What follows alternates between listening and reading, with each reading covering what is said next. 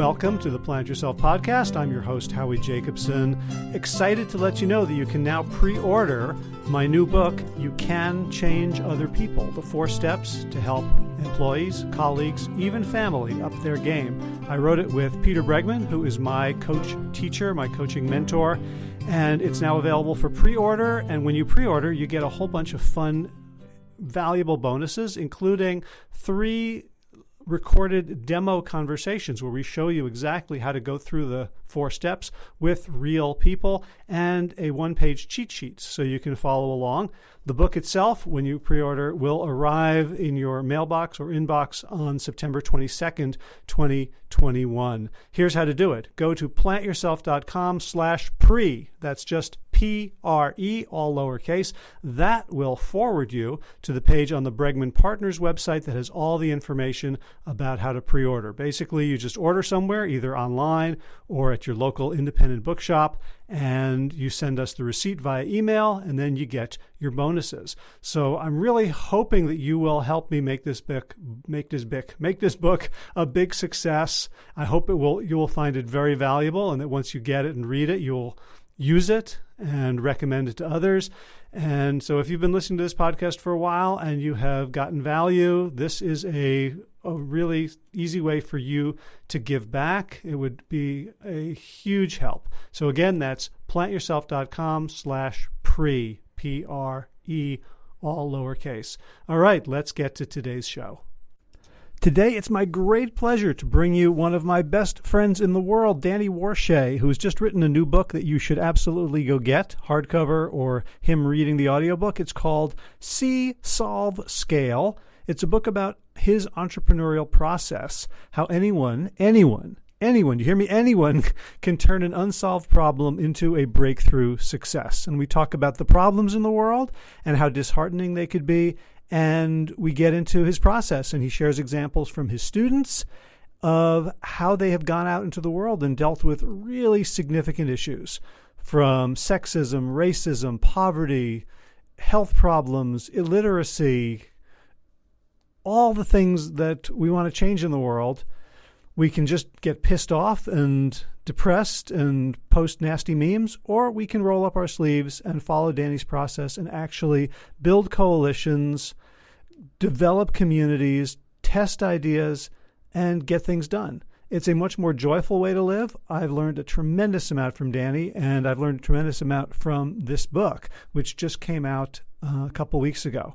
So let's get into it. Without further ado, here's the conversation, me and my good friend Danny Warshay. Danny Warshay, how's it going? It's going great, Howie. Nice to see you. Nice to be here with you this morning. Yeah, it's, what is it? It's April 2022. When did you start working on this book? You know, a lot of people have asked me that. In some ways, it feels like my entire life. At least it feels like it took that long.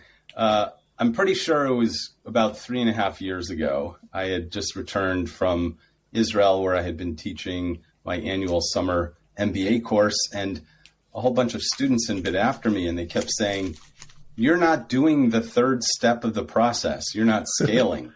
Yeah. And I said, "Boy, that's true. What should I do about that?" And they said, "You should write a book." And so I know you have written a number of books. I hadn't written anything since, history papers in college. And I said, okay, I guess I'll just start. And I just started a big Google Doc on my patio.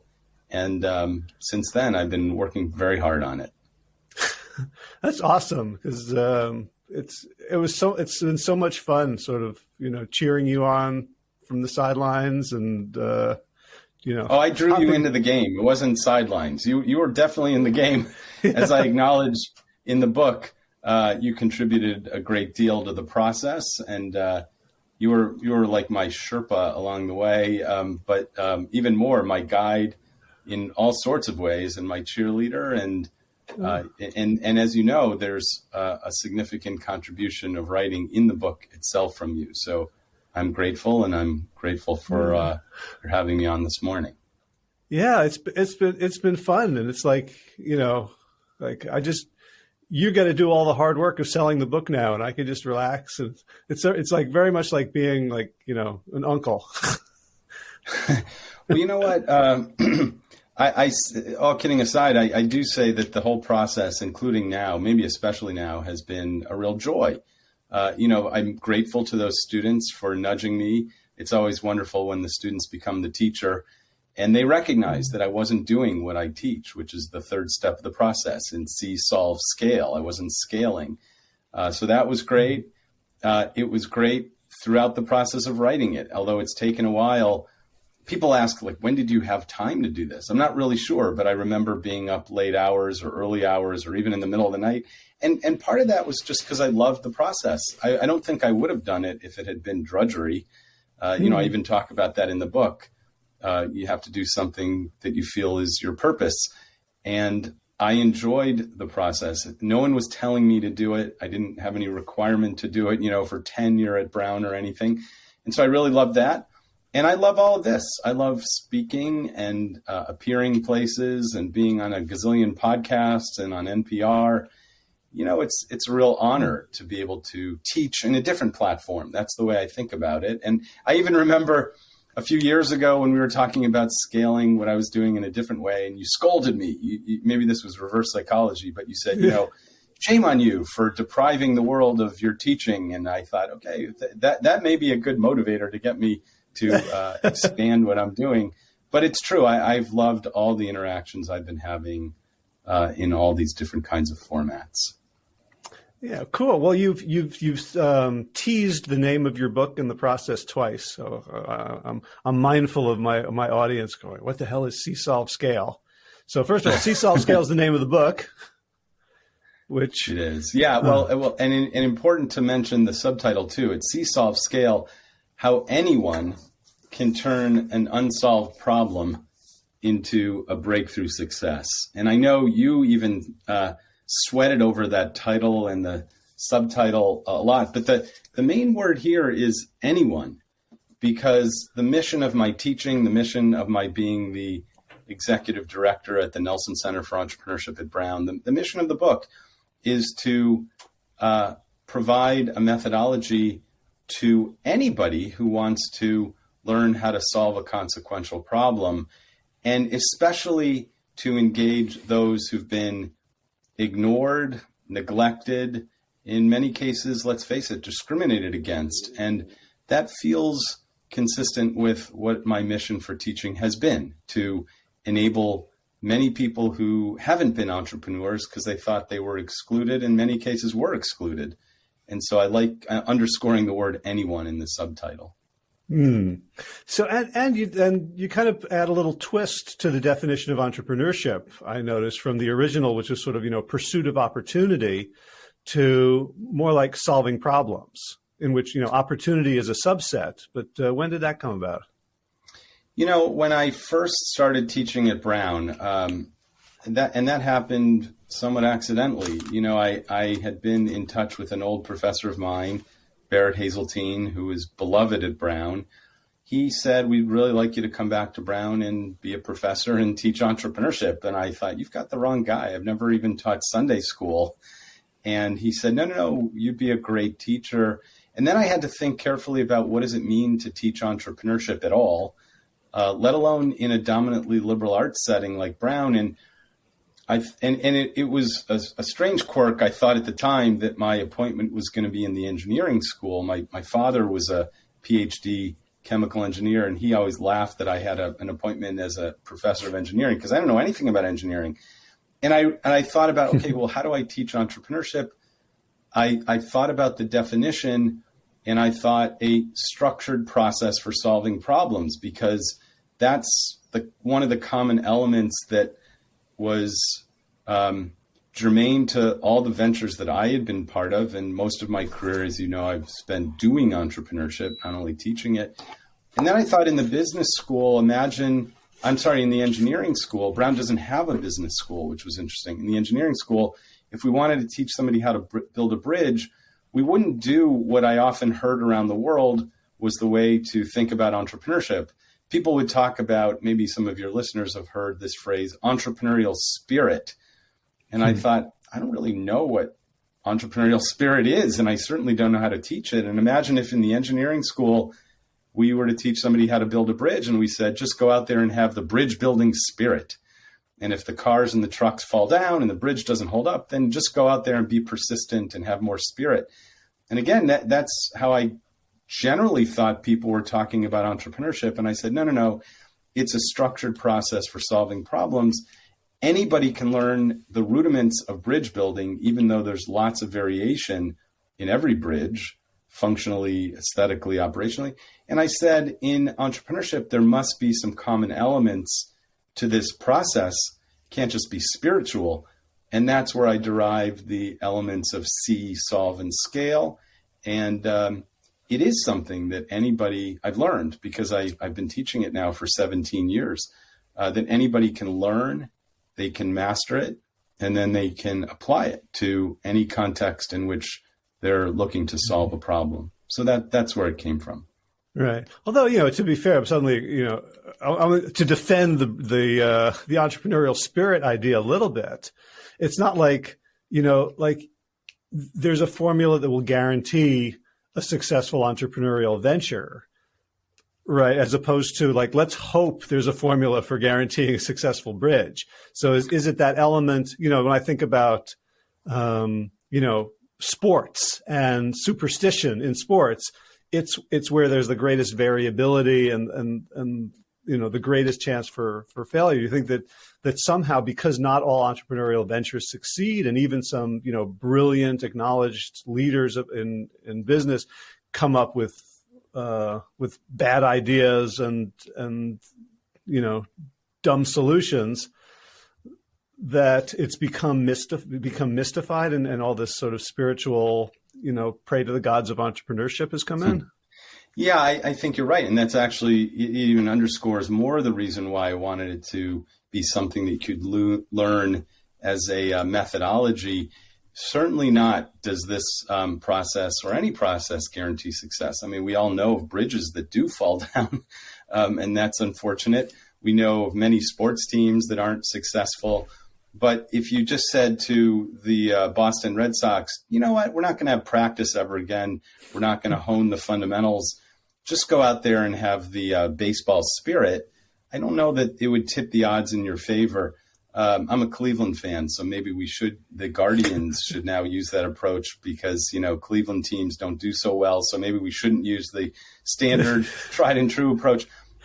I certainly don't guarantee in the book success, but what I do guarantee is that there's a way in which this methodology, if you learn it well and apply it well, will tip the odds in your favor.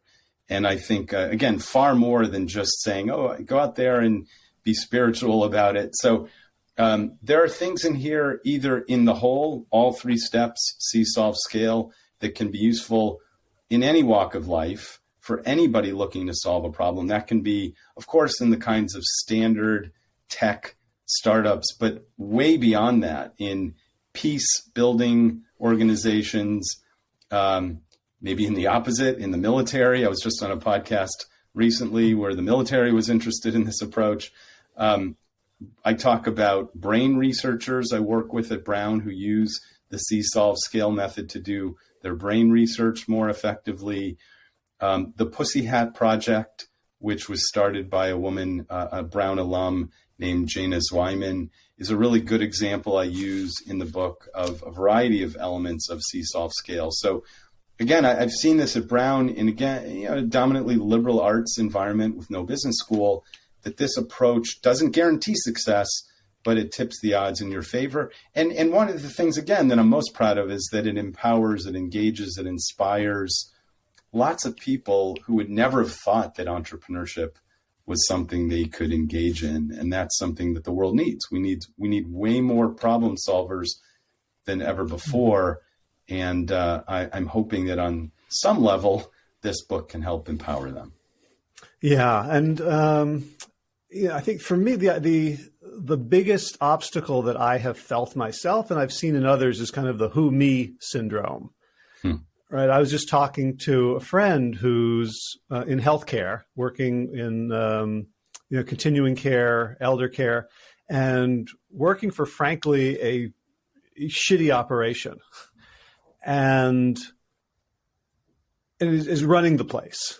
There's sort of an absentee owner who takes all the money, who makes all the big decisions, and leaves her to kind of keep everything going. And she's been doing a fantastic job, burning out, but thinking, like, well, and I asked, like, if you were to have your own place, would you do things differently? Like, and she lit up, like, oh my God, yes, so much. It would be employee owned. It would have this characteristic. It would, and she just named a thing. Like, I was getting teary thinking about when my own mother was in continuing care. Like, what amazing had she had a place like this? And so I was like, well, why don't you do it? And she's like, looked at me like I was stupid. She said, because it takes money. And like, that's like a showstopper for a lot of people, that, well, to be an entrepreneur, you need to have lots of money. And one of the things you talk about in the book is, constraints. So let's address that up front for the people who are thinking, boy, I'd like to make a difference in the world, but I just don't have the dough and I don't have, trust fund friends. Right. And that's a good example of one of the misconceptions that I try to overcome in the book. In fact, there's 11 cognitive biases that are in the way that inhibit entrepreneurship often. And I've studied them and I've written about them and I provide ways to overcome them in the book. And that's one of them, that many people perceive entrepreneurship as a process for which you need abundant resources. And one of the things that I do in my teaching and also in the book is to demystify that, to debunk that. And that is that, in fact, at least at the earliest stages where your friend is, for example, abundant resources can get in your way. And then, in fact, entrepreneurs benefit from scarce resources. And so I tell a couple of examples in the book. One is of Jana Zweiman, who started the Pussy Hat Project. Why did she do that? Because she wanted to go to Washington to march with millions of others in women's marches around the time of the 2017 inauguration, but she had suffered a really bad injury and couldn't make it there. So she might have just said, oh, it's impossible. I have to go. I have to walk. I can't do that. But because of that constraint, because of that scarce resource, she reframed the whole opportunity and thought, how can I empower myself? And then how can I empower the many millions of others who may want to be supportive but can't? And that led to knitting circles, to her throwing up a website with patterns for knitting these pink hats. And that pink hat became an icon of that movement. I wore one in a march here in Providence. Maybe you wore one too. Maybe a lot of your listeners did. That scaled to the point where it had enormous impact. I mean, the pink hat was on the front of Time magazine, the front of New Yorker magazine. It's become an icon that people wear to this day. I was on a webinar the other day and I mentioned this, and a lot of people put on their pink hat because they had it nearby. That's a really good example of seeing a problem, solving it on initially a relatively small scale, and very quickly, within 56 days, that pink hat spread all over the country and lots of people began wearing it.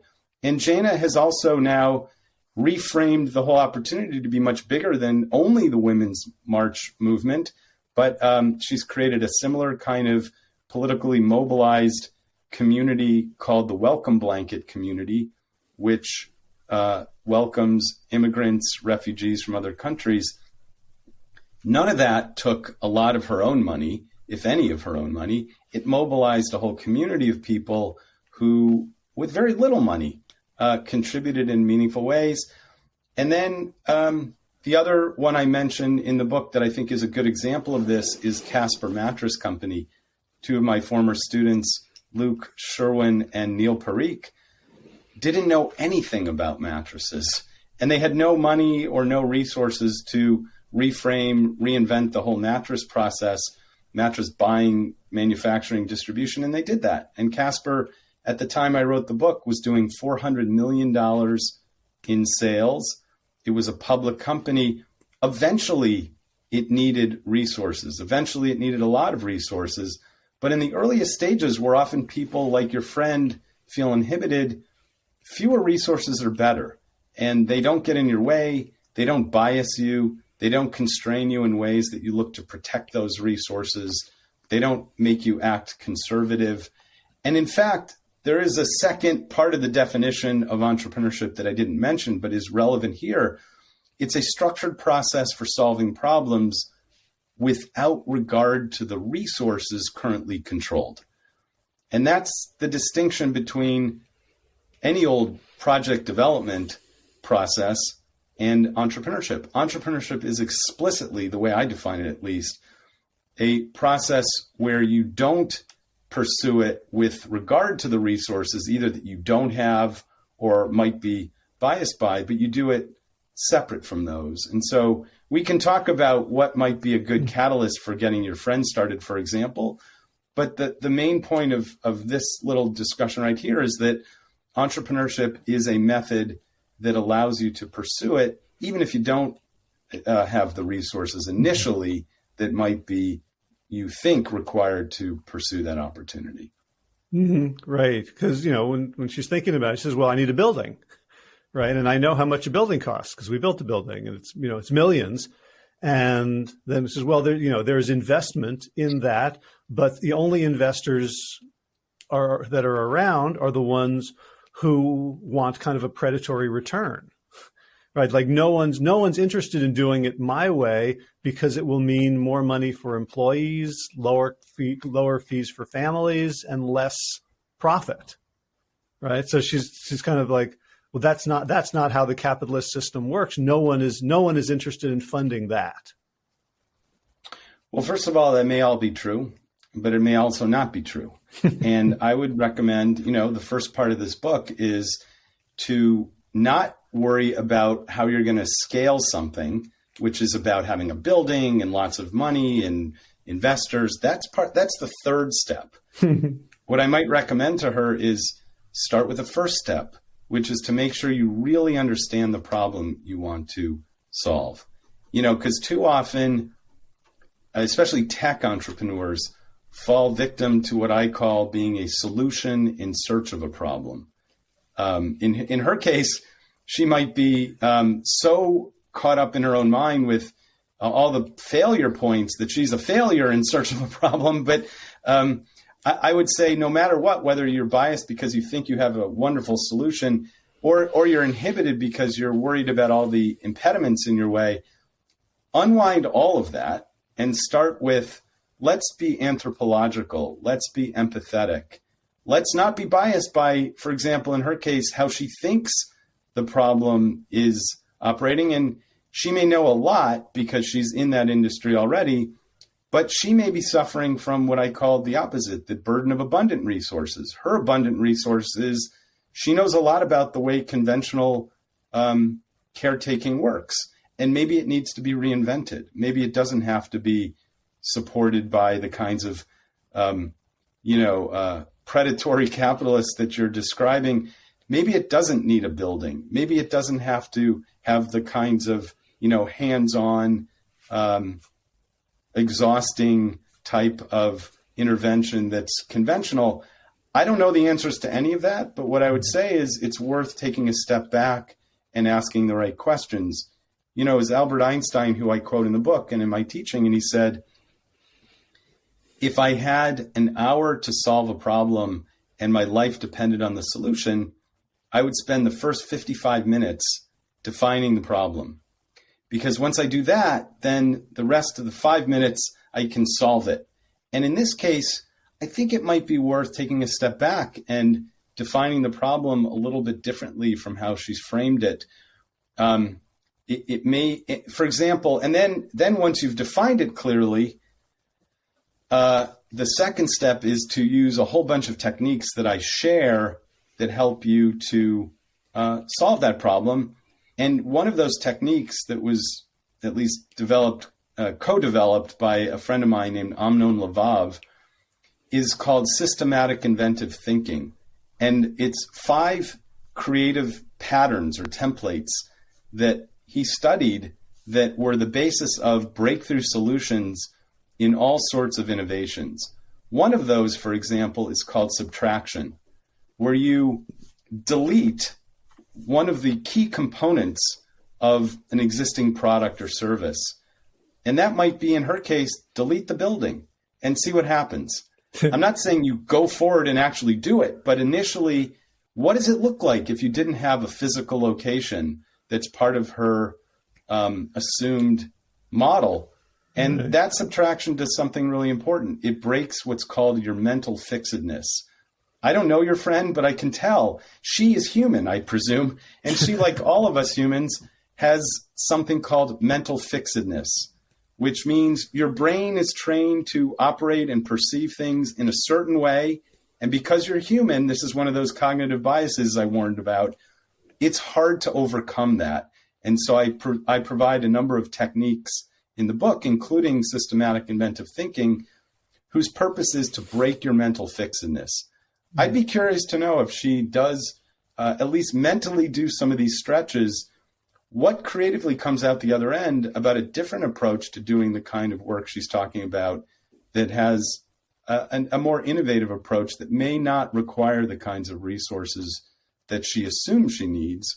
Or in the end, if she moves to the scale level and is able to justify that she really understands the problem, she's solved it on a small scale, my bet is there are ways for her to attract resources that will be consistent with her values, because the last thing I would want was for her to imagine that she has to sell out or even compromise to attract people to her venture that don't have the same values as she does.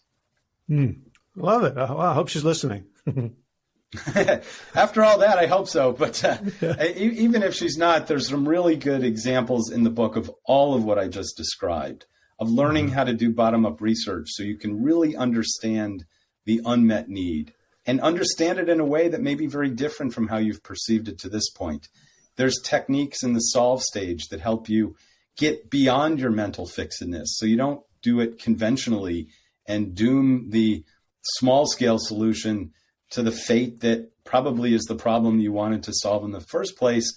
And the third step scale, that is where you start to layer in additional resources that help you develop a solution that has long-term impact at scale.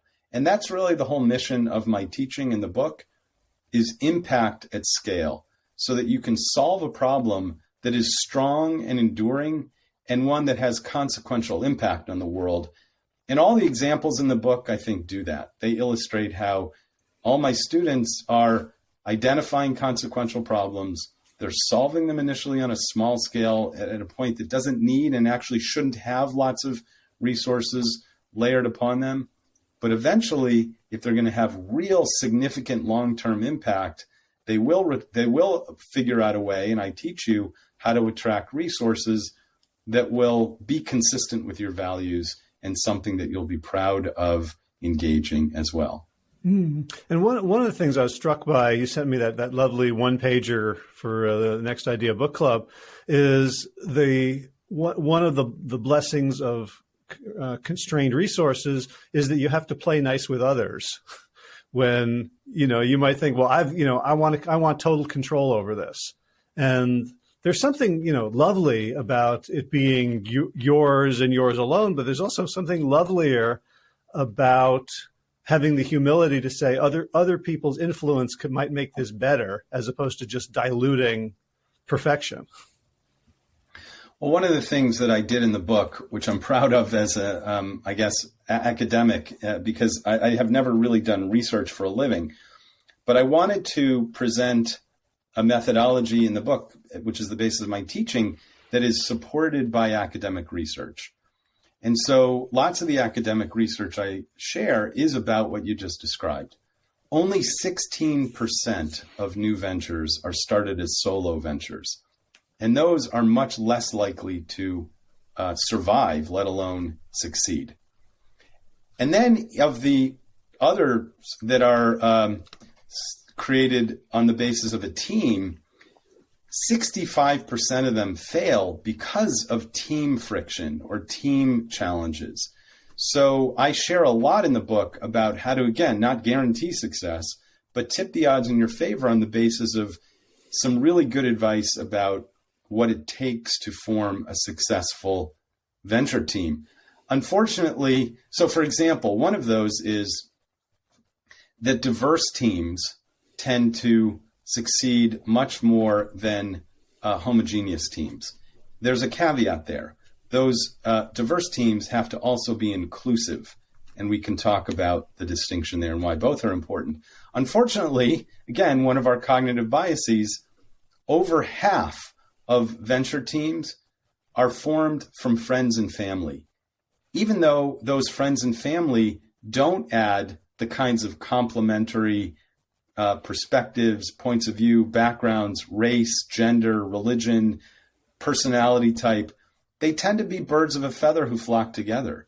And those teams don't do nearly as well as ones that have members that come from different genders, different races, introverts, extroverts, different ethnicities, different skill sets. And so there's a lot in the book and a lot in my teaching. I love talking about this, about guidance for how to form those teams. The phrase that Linda Hill, a professor of entrepreneurship and leadership at Harvard Business School, uses, which I think is a good reflection of what you just said, Howie, is she uses the phrase creative abrasion. She wrote a great article called Collective Genius. And it's all about what you just said, that you need some humility to acknowledge that there's people who know more about a field than you might, or might know less about a field, but have something to offer that is nonetheless complementary, maybe abrasive in a creative way. The woman you were talking about the elder care community, it may be that she would benefit from having somebody on her team that comes from a very different kind of background, who could see the problem differently, who might be able to bring solutions to the table that aren't found in today's elder care industry. And again, that's what the Casper Mattress founders did. They came to the table with a whole different point of view, and they were able to reinvent every step of the manufacturing, distribution, selling, branding process in ways that were, again, different not because they knew more about the mattress industry, but because they knew less. So I'm getting the idea that the entrepreneurial spirit is really a willingness to be uncomfortable with ambiguity and abrasion, right? Like I was trying to explain this to Elon, to my son, and I was saying like this research about teams, and so I said, as an example, if Danny and our friend Rafi and I tried to form a company, we probably wouldn't succeed based on the statistics. And he goes, well, that's bullshit. You guys would totally succeed. Well, at least according to the data, we wouldn't. Or at least, again, it's not that we would be doomed to failure. We might very well succeed, but we would be less likely to succeed than if we pursued people through what I would call, what the research calls, what a famous researcher at Stanford, Mark Granovetter, calls the strength of our weak ties. Our forming a team together would be a function of what most people do, which is what I said. Over half of the new ventures formed are formed just like you said. Oh, Rafi, Howie, I know you. Let's form a venture. We are connected through strong ties. We would be much better off, and this again is one of the guidance I have for overcoming this cognitive bias, pursuing people through our weak ties. And what's really unfortunate is linked, and I talk about this in the book, social networks like LinkedIn and Facebook, which are often where people default to find co-founders, are a means to pursuing those through strong ties. These social networks won't even let you connect with somebody who's not already a strong tie. And yet, if we were to pursue somebody who's a little bit outside of our immediate network, we would be much more likely to find people who don't look like us, don't speak the same language, come from very different backgrounds, maybe have different race, gender, personality types. And the data would say that we're much better off to form teams on the basis of those weak ties than our strong ones. Maybe someone should start a social network based on that principle. I think they should. That's actually what I say in the book, which is if Facebook and LinkedIn were to really add value to me, it wouldn't be to remind me who I'm already, sort of connected with, and I want to press, sure, I'll friend you or LinkedIn with you. That doesn't add much value to my network. Much more value would be, say, here's a person in Dubai you've never heard of. You're 5 network nodes away from them. They have complementary skill sets that might be really useful to you. You should connect with them. Imagine how many more people in our network who would be relevant and interesting and motivating and a function of this creative abrasion we could add if LinkedIn and Facebook did the opposite and they connected with us with people who we were almost never likely to connect with. Right. Although to be fair, I do get 3 or 4 friend requests from sex bots a week. So okay, maybe that's a problem we're looking to solve. And I'm not sure.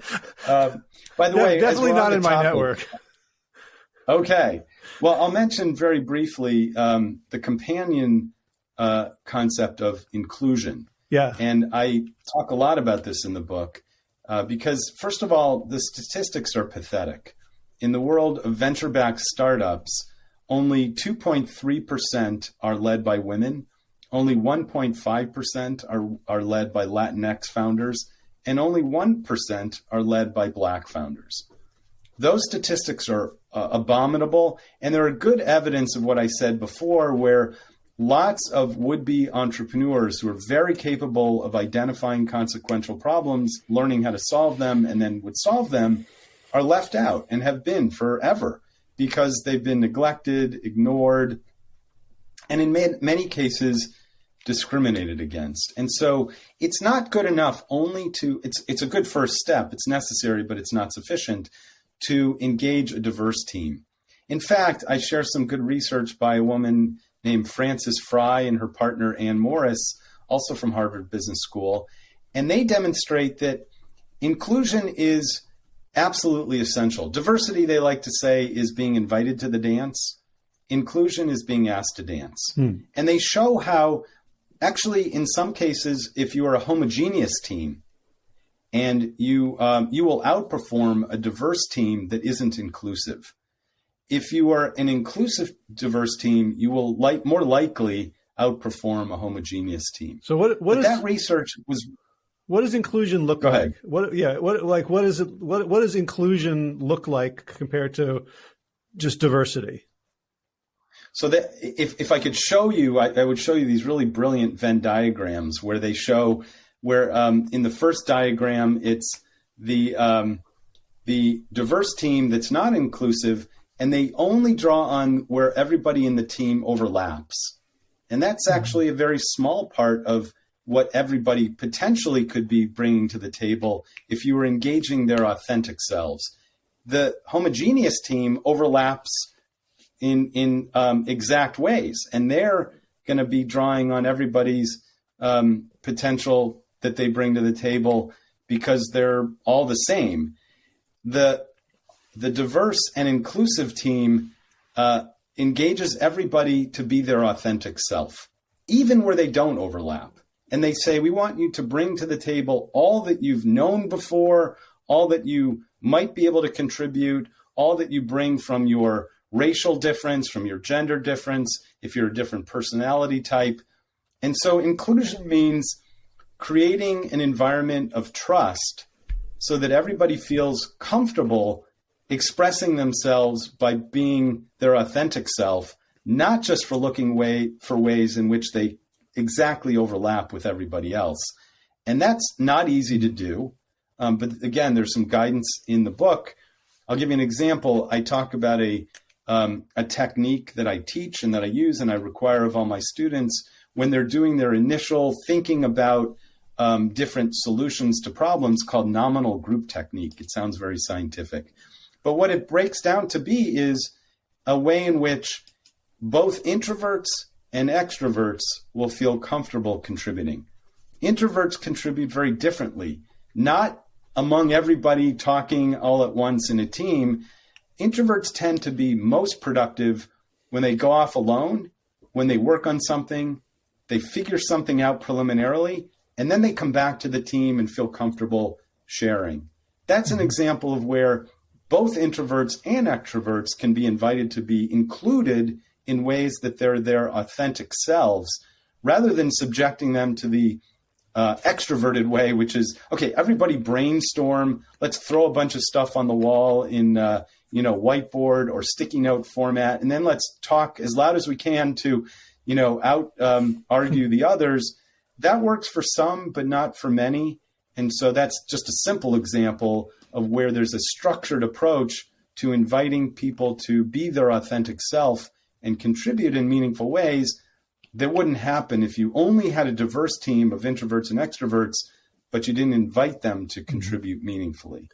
Gotcha. So it reminds me of, there was some research I was looking at around trying to get more women to STEM programs in colleges and universities, and taking a look at the architecture and the design of the room. And there was, Star Wars posters and, sort of, the metal desks. And then they, would have the prospective students come in and just, do some stuff and talk and then talk about, would they feel comfortable here? Did they belong here? Versus changing some of the rooms, putting in plants, putting in like nice artwork, like cleaning surfaces, and like just those pretty much subliminal cues helped women in particular feel like, oh, I could belong here. And I know, you working at an Ivy League institution, there are lots, hundreds of years old with a heritage of a certain type of student, a very narrow slice of the world.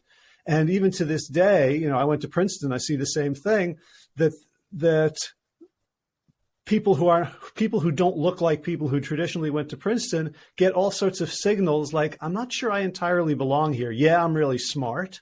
Yeah, I'm really accomplished, but I have to kind of mold myself in a certain way to be accepted. And what you're talking about is kind of just beautiful in its own right. This, like, let yourself be, create environments where people get to be fully themselves.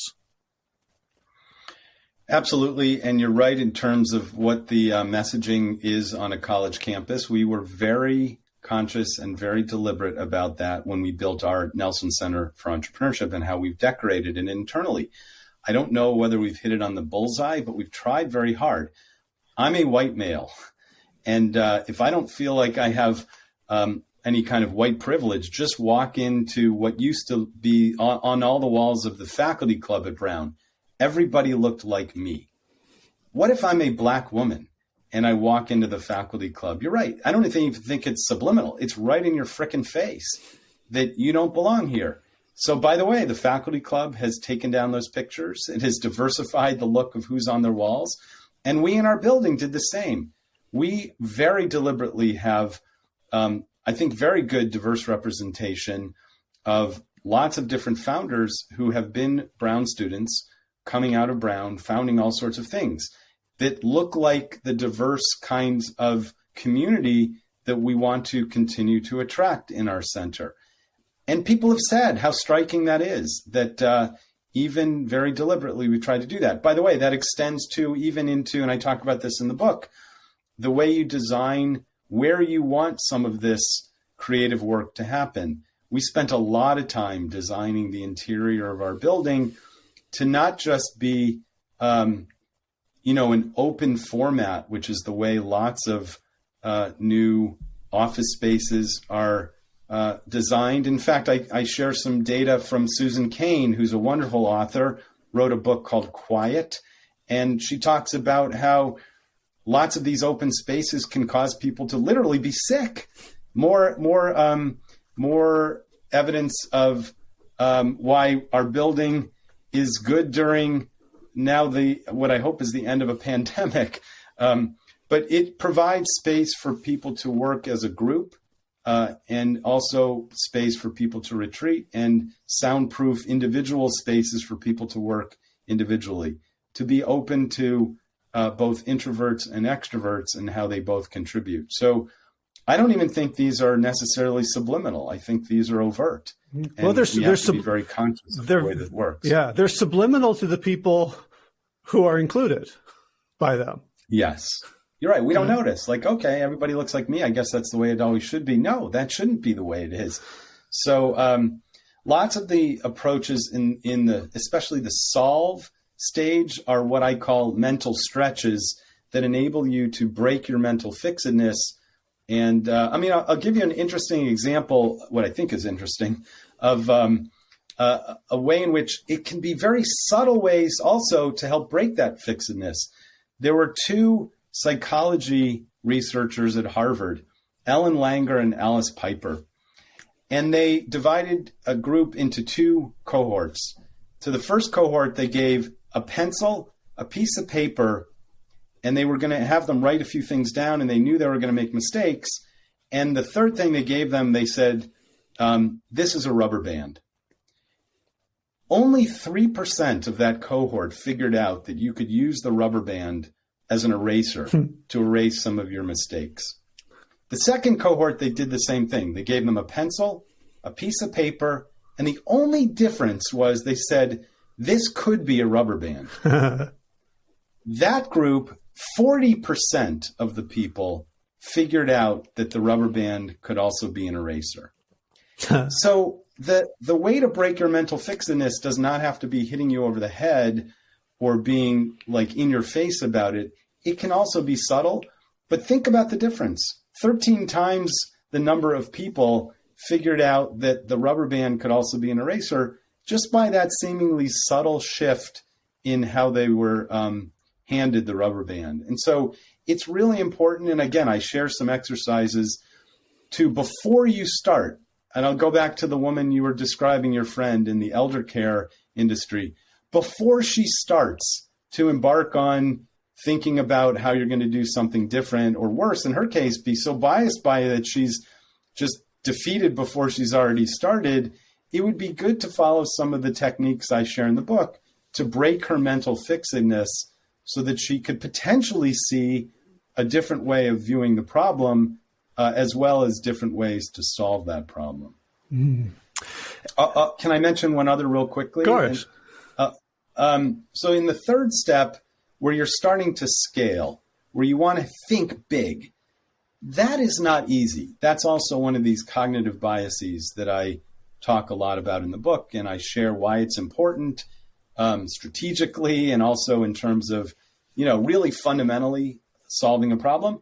It's not easy. And so I share a technique that I learned and I readapted from a good friend, an innovation expert named Bob Johnston. It's called the landscape exercise. And I won't be able to do it justice by teaching it here, but I acknowledge that just asking somebody to think big is not enough. Because again, we have fixedness. We're stuck on, it's a small, maybe even we think there's some advantage to staying small, tidy, something you can wrap your arms around. It's less risky. Actually, I share a lot of evidence why that's the opposite, why thinking big is a much more significant strategic advantage. But just telling people that isn't enough. And so I help you tap into the right side of your brain to think 50 years into the future and then reinvent backwards. And you end up at a place that's far further ahead, far bigger than where you ended up in the second step of solve. I collaborate now with a group called Long Now. Long Now blows my mind because I usually blow my students' minds when I say I want you to project yourself 50 years into the future. Their mission is to imagine humanity 10,000 years into the future. In fact, they add another significant digit onto the date. So today's year is not 2022, it's 2022, because they are projecting life 10,000 years into the future. I was on a webinar with them a couple weeks ago, and it's so interesting to see how they have broken their own human fixedness by projecting themselves way farther into the future than I've ever imagined before. And they are stretching their minds in ways that help people think big, that I think is really instructive. They're the ones with the clock, right? Yes, they have a clock that's tuned to 10,000 years into the future, and they think about things like mining asteroids and building Dyson structures, and climate change is in the distant past because they will have figured it out, and we're traveling to other planets. But the point is, by stretching your mind, using some of the techniques I share, including exposure to Long Now in the book, you are much more likely to come up with a long-term scalable solution than just like trying to empty what's in your mind and doing something which doesn't work, called brainstorming. I talk a lot about why brainstorming is not a successful technique, but the techniques, like I've mentioned, nominal group technique, systematic inventive thinking, the landscape exercise, these are all, by the way, fun too. They're fun exercises that help you embark on something where your whole mental attitude will shift. And again, I don't mean to be picking on your friend, but it's just, at least the way you paraphrased it, sounded like she's just so bummed out. I can't imagine in that mental state how you could see the problem effectively, let alone see a solution or scale it. So that's why, and she's human. I'm not criticizing her. I'm just saying she's probably falling prey to many of the 11 cognitive biases that I warn against and that I help you overcome in the See, Solve, Scale book. Yeah, and what occurs to me is that like, time is not commutative, like going from here to there. It's not like, in Google Maps, you could hit that little squiggle and reverse the destination and the starting point.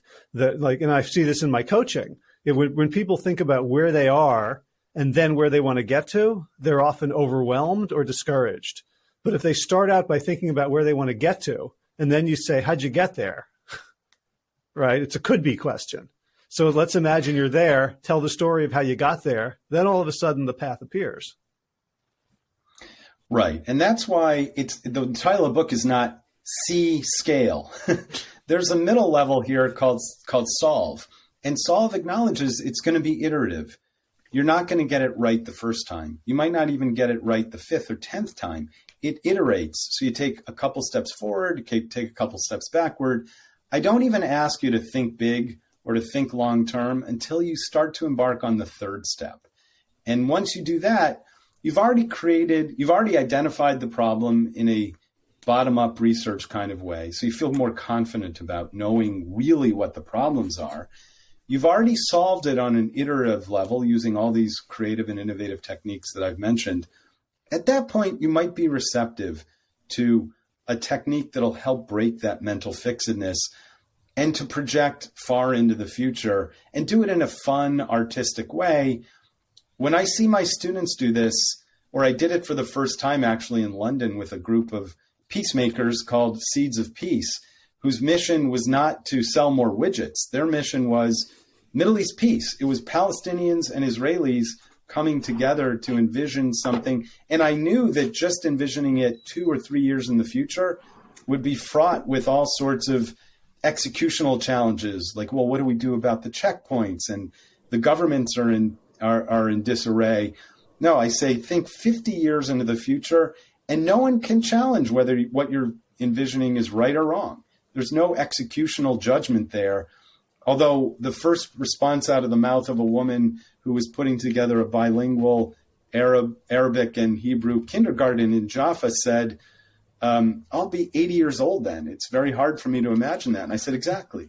You want to get yourself out of your current state so that you can break that mental fixedness and think much bigger. That was the case of another educator named Patrick Moynihan from my Brown class, who had started a Haitian school for disadvantaged young people about 20 years ago. And he couldn't raise enough money to think of expanding the school. And I said, you're thinking too small.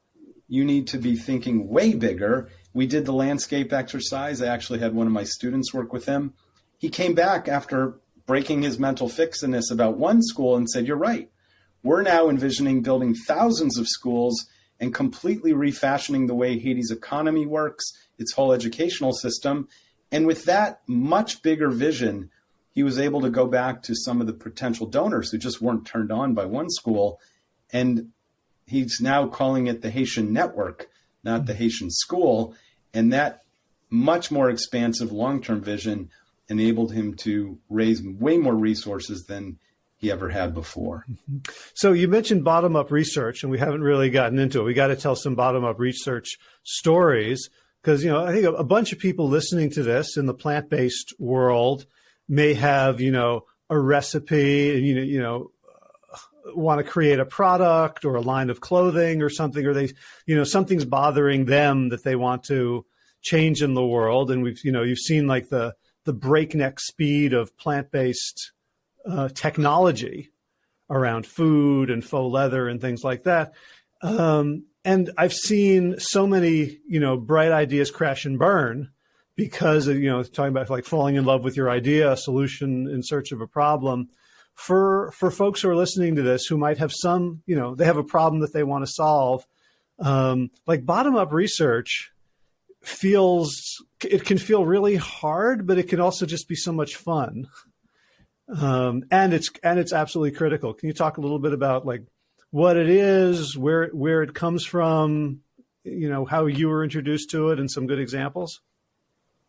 Sure. I love that. And, this is where that Einstein quote matters. If you had a problem to solve and you had an hour to do it and your life depended on it, I'd spend the first 55 minutes defining that problem.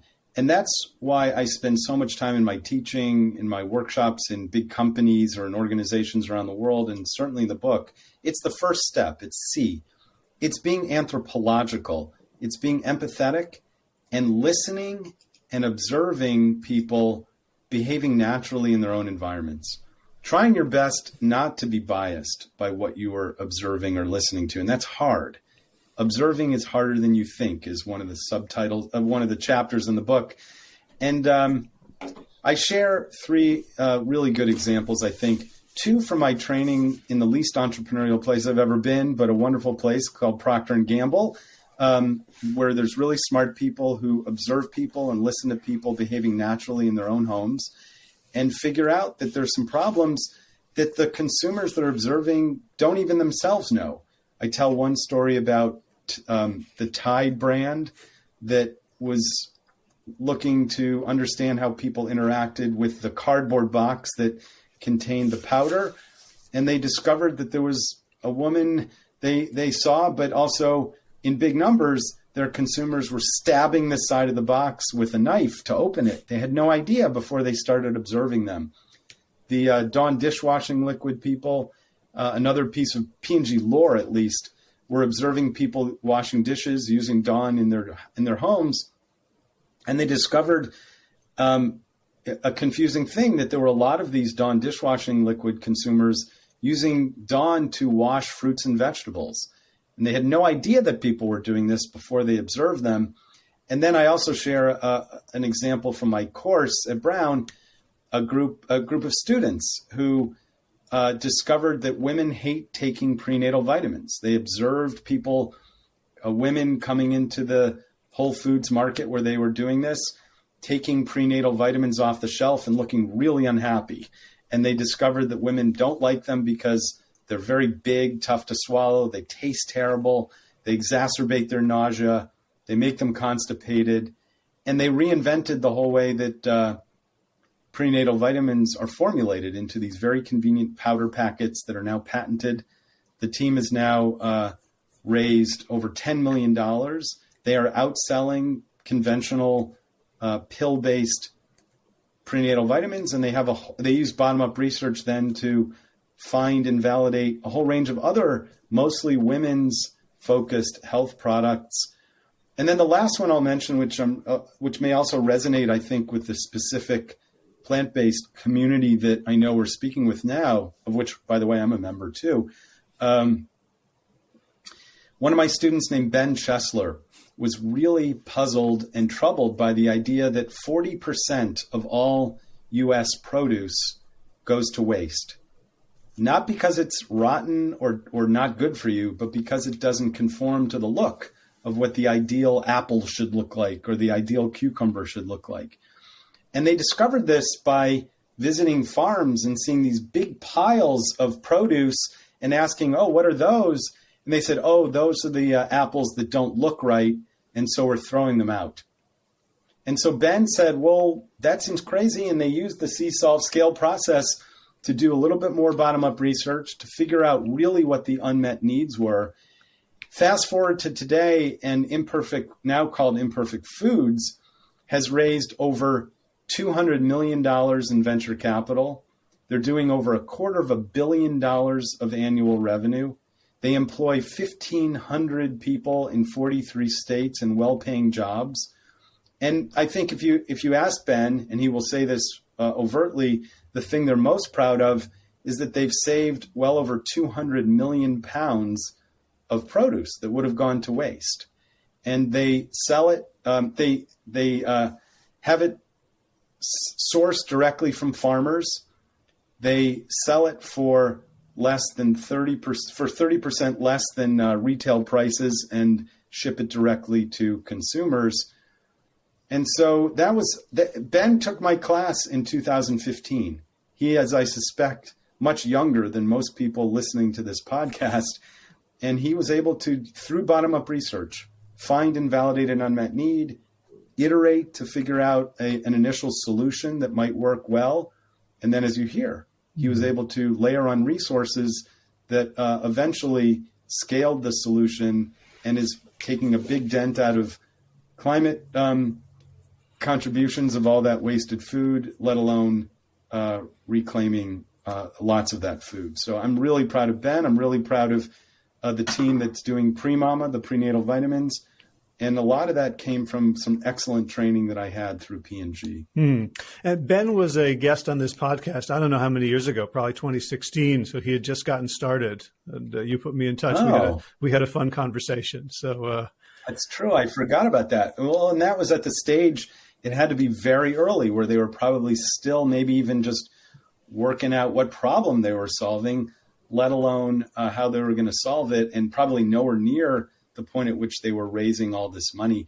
I love that example so much that I figured Ben himself would be the best person to frame it and write it in the book, the way that I asked you to write a section of the book. And so Ben did, as well as others like Gwen Mukodi, who's a woman from Zimbabwe who was involved in our center and is tackling issues related to children's illiteracy in Zimbabwe. Emma Butler, whose company intimately figured out that there's a problem among women who have pain caused by illness and can't dress themselves through conventional clothing, and has created a line of adaptive clothing for women. All of this came from that C stage, which, as you rightly point out, is based on bottom-up research, or being anthropological or empathetic in a way that helps you see things that you wouldn't have seen if you were just biased by your own way of perceiving what that dynamic was like. Yeah. Another thing that I kind of want to highlight, as you know, having an inside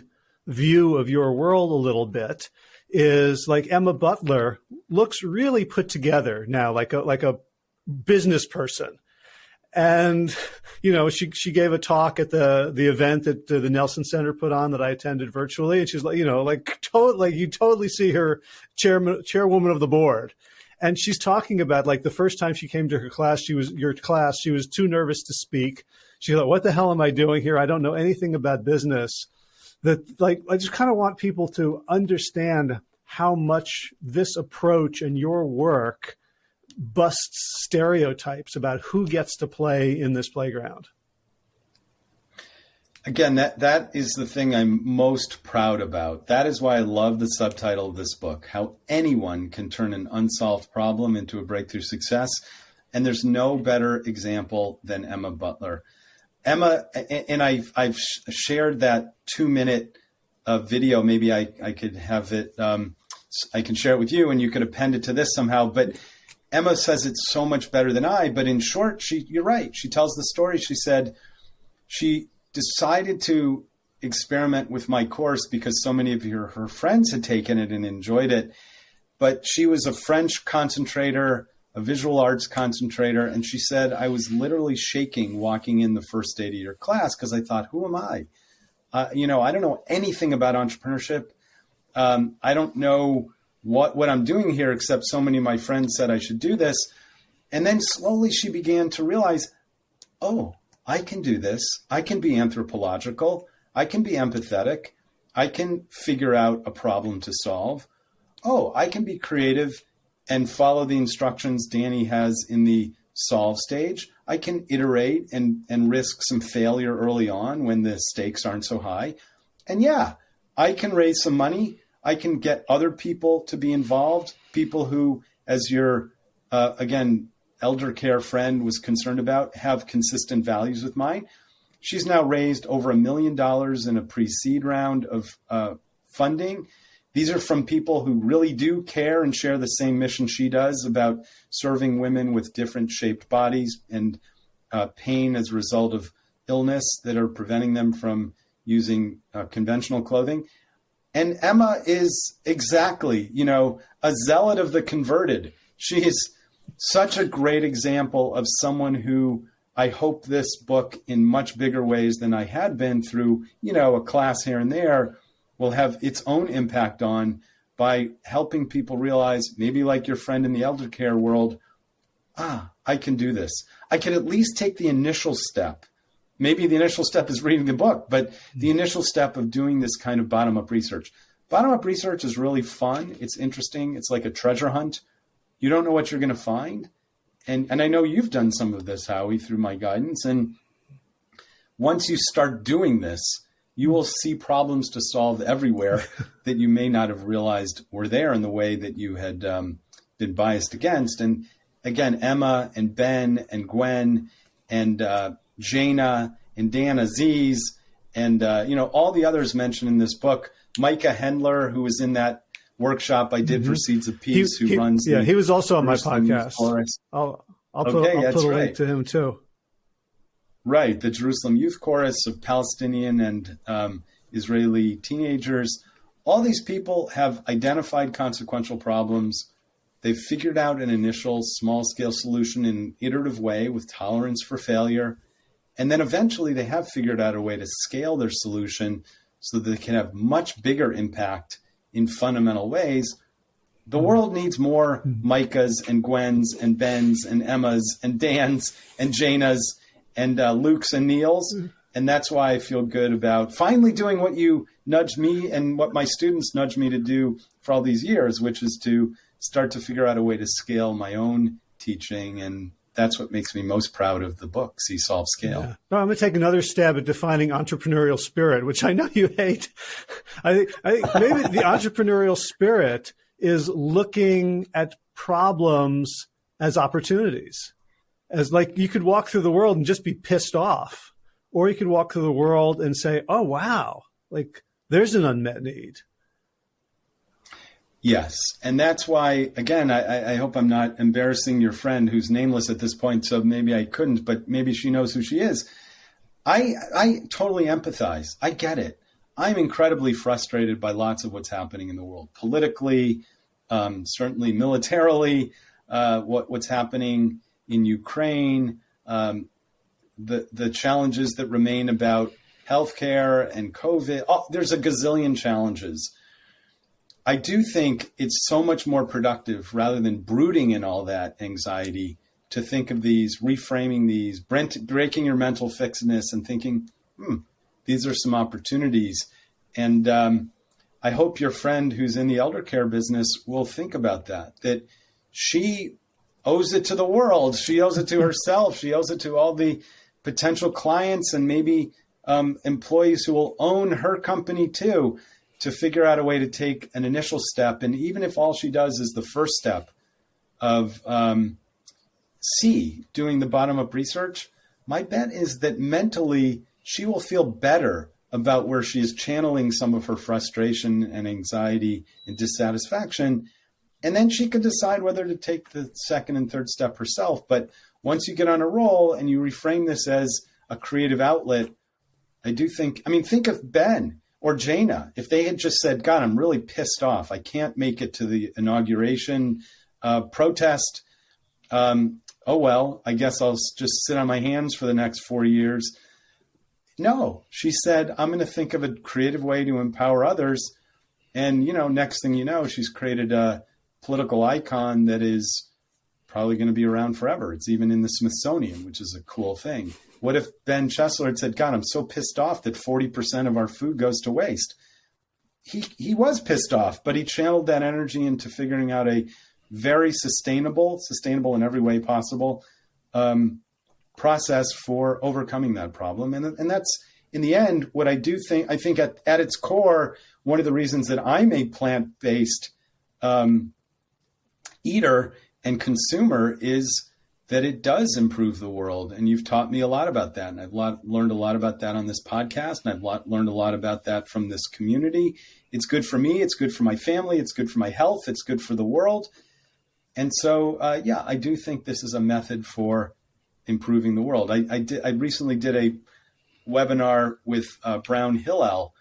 And at first the question was like, what does the Jewish community have to do with entrepreneurship? And I reminded them of the phrase tikkun olam, which means to repair the world. And so I hope it's not too grandiose to say, in fact, at one point I had the name of one of the chapters in the book, Tikkun Olam. It's really important to be thinking about how are we going to improve the world? It needs to be improved. And at least the examples I share in the book are really wonderful people who are doing that.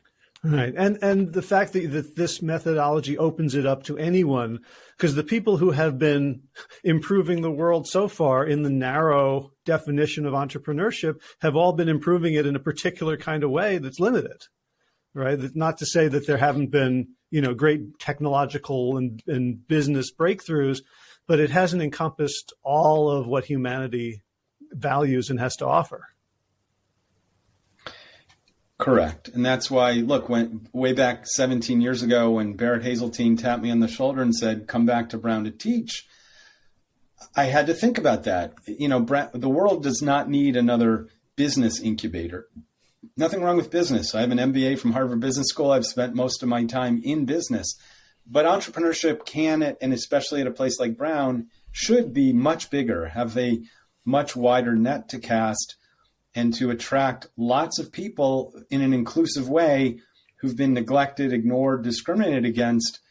And of all we're doing at the Nelson Center, it's the thing I'm most proud of. And I think, again, if that's the mission of the book, I think it's a way to engage people to start solving problems in ways that are going to have significant impact on the world in a much more expansive and inclusive way. Awesome. And I think it's great that you guys named your center after a character from My Dream of Jeannie. I think that's, I love that. How'd you guess?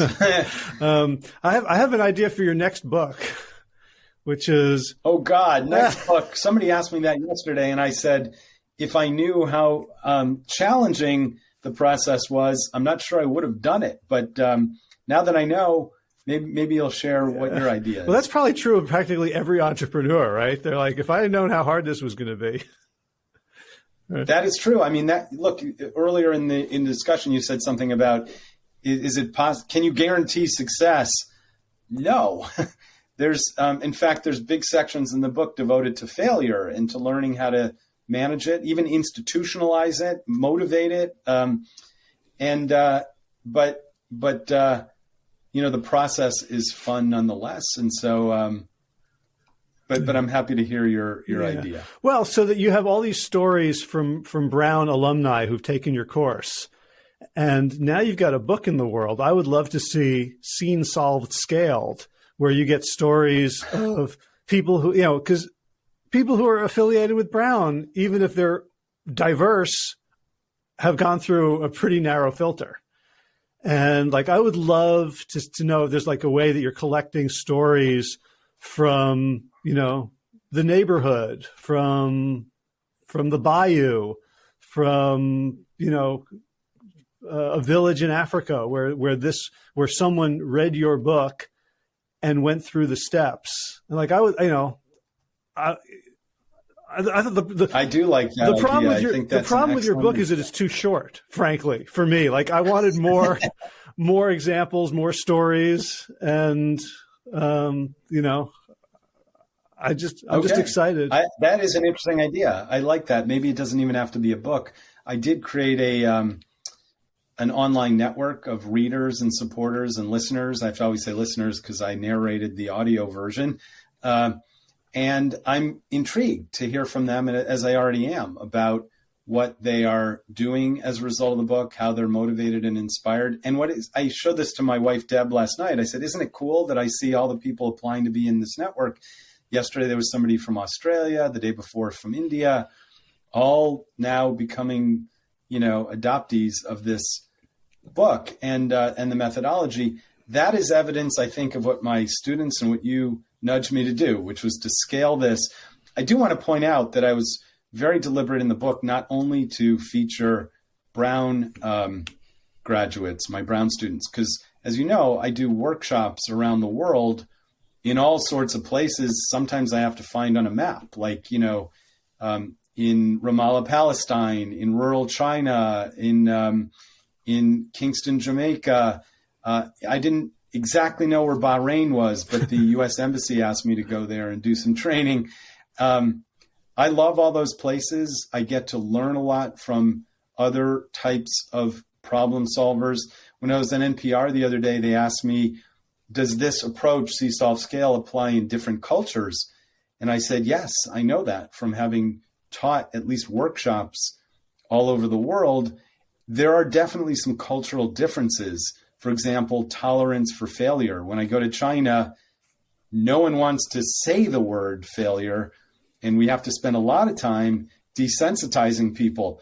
When I do that in Tel Aviv, Israel, or Silicon Valley, people wear failure on their sleeves, like it should be, a mark that helps them indicate how much they've learned. And there's not as much concern about having failed. But you're right. I think that would be an interesting follow-on book, Seen, Solved, Scaled. And maybe it is, as I hope is the case in this book too, a way to shine the spotlight, as I did in that event you were talking about, where it shined on Emma and Ben and Gwen, not on me, but on the practitioners and those who've adopted this approach to See, Solve, Scale. Ooh.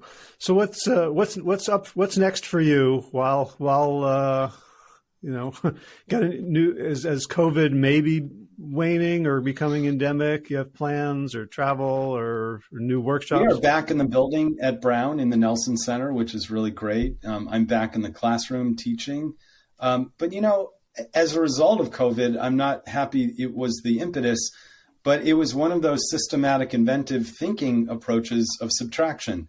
We had to subtract the whole physical presence. This is where I was, again, thinking about your friend. What if you didn't have physical buildings? Is there a different way to, conceive of that? We had to, this is a funny thing. Brown polled the entire faculty just weeks before the pandemic hit, not knowing there was a pandemic on the horizon. And they said, would you ever even consider teaching online? And fewer than 20% said they would ever even consider it. Well, then you fast forward just a few weeks, COVID hits, Brown's physical space shuts down, our Nelson Center shuts down. Faculty, 100% of the faculty had no choice but to teach online. And we figured it out. We figured out a way to do it. That's a good example of subtraction. I now do my workshops all over the world by Zoom. We're now talking, on a platform that enables us to do this. I did a workshop, the biggest one I ever have done, for PwC just a couple months ago. It had 2,400 participants. We had 300 breakout rooms. It was better, far better, because we were on Zoom. We could convene people so much more easily than if we had to fly everybody in. Even if we could have found a venue to hold 2,400 people, I don't think it would have been very easy to divide people up into 300 breakout rooms. On Zoom, it's you flip a switch and everybody's in 300 breakout rooms. You flip another switch half an hour later, you're back together. There are some advantages to the way we've had to learn how to teach.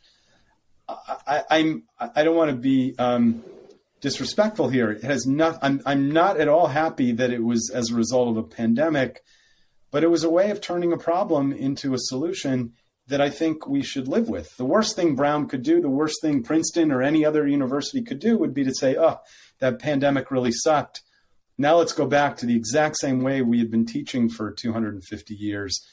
The real magic is, how do we retain some of the innovation? We had no choice. By the way, another example of scarce resources, the benefits. And so, I'm looking forward to figuring out really how do we leverage a platform that enables us to interact with people remotely, because that's a way for us to be able to have impact at a much bigger scale. Mm-hmm. Cool.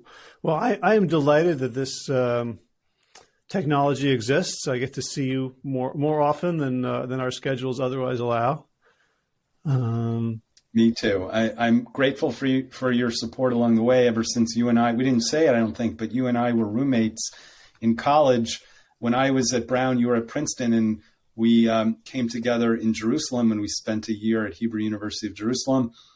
And as I say in the book, I could not have done much of what I've done in my career, let alone the book, without you. So I'm grateful for your support.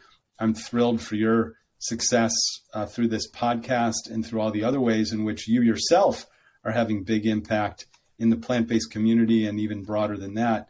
And so thank you so much for having me here today, Howard. Well, it's a pleasure. So I suddenly got the urge to just play basketball with you. Well, you were talking. Recently the Hebrew University alumni group asked me to be profiled. And I said the thing that I gained, they said, what did you gain most from your year abroad? And I said, polishing my jump shot in probably the basketball court that had the most beautiful view of any around the world. It overlooked the old city of Jerusalem. And so I think more than anything, that year you and I played basketball, and that has wonderful memories. Yep. All right, man. So thanks for that little dribble down memory lane. Sounds good. Yeah. Have fun. The book is Solve, Scale. You are Danny Warshay, and everyone should go get the book and read it and make the world a better place. Sounds good, Howie. Talk to you later. And here's that interview with Emma Butler talking about being a reluctant entrepreneur. The book, as you know, is Solve, Scale, How Anyone Can Turn an Unsolved Problem into a Breakthrough Success, underscore anyone. And you always come to mind. In fact, I describe you in the book as a reluctant entrepreneur. Can you rewind and just share with us the short story about your first exposure to entrepreneurship in my course? Absolutely. I had no idea that I was ever going to be an entrepreneur. I didn't know what entrepreneurship was. I didn't know anything about what the methodology of becoming an entrepreneur was. As a visual arts and French student at Brown, I really didn't think I was prepared to do the financial modeling, to think critically about entrepreneurship, to do the Harvard Business School case studies. I didn't think I had anything in me, let alone after the course to build a company. But as I walked in, quite literally shaking because I was so nervous that I was going to be called on, or that it was going to be too hard on the first day and I was going to have to drop out right there and then, and be so embarrassing. I sat there and you briefly explained a little bit about this Solve, Scale methodology. And I thought, I can understand that. That's something that I can digest. And that's a great first step. I can do that. I can find a problem. I know a problem and it's an unmet need. Okay, I got that. And so being able to break it down into these digestible steps was really great for somebody like me that was really starting at ground zero. The problem with Intimately, it was a personal one. About 10 years ago, my mom became disabled, and it became extremely difficult for her to find clothing that she could get on independently that was both functional and fashionable. And so the problem that we're solving is making sure that the 600 million women worldwide that have some sort of disability that affects the way they dress have options in clothing that is both functional and fashionable and can bring them confidence. And Intimately, we're in the scale stage. We just closed our seed round of $1 million led by the British Fashion Council as their very first investment. I'm currently based in Paris. Our team of about 5 full-time women who are both disabled and non-disabled are living in the States. We've just released our first line that was launched in Vogue Business, Business of Fashion. We've been in Forbes, Glamour, Cosmopolitan, and we're ready to take this scale and go all the way with it. All right, and that's a wrap. So garden news, big day in the garden today. Before it got too hot, Mia and I went out and we put up new kinds of trellises. On Sunday, we went in Durham, went to Duke Gardens and saw some examples of how they use these giant 16-foot long cattle panels as kind of archways in which they grow pole and runner beans that can climb up, and you can pick them kind of nicely. They're just sort of, archways over your head. So we put up 4 of those this morning in one of the beds and are very excited to plant some beans and be able to harvest in the shade without having to get down on our knees and bend our backs. So big stuff happening there.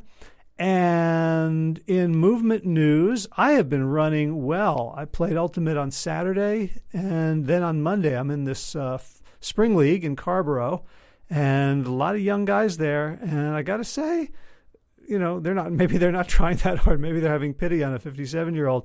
But I felt like I was finally getting my sprinting legs back under me. So that is a lot of fun. All right, time for thanks. Thanks to Will Ridenauer for allowing me to use his beautiful song Sabali Dawn, The Dance of Peace. You can find more of Will's music at his website, willridenauer.com. And of course, thanks to all of you Plant Yourself podcast patrons.